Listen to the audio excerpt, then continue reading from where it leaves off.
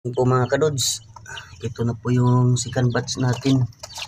Wow, 5 sa 8 nating pina-incubator mga kadods. Ito na lang ang nabuhay.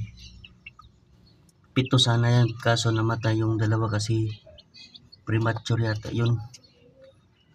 Sana ay mabuhay yan lahat mga kadods. May na siya, oh. May pula na. Laki na sila mga kadods. Na to, nagpisa to sa 16, so nasa lagay na 3 days. Ganda na nila mga kadods. Unti-unti na pong dumami yung ating mga manok natin na Rhode Island Red at white.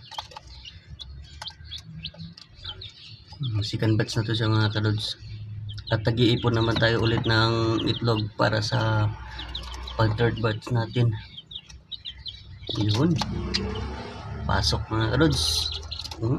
Ganda-ganda na nga sisiw natin.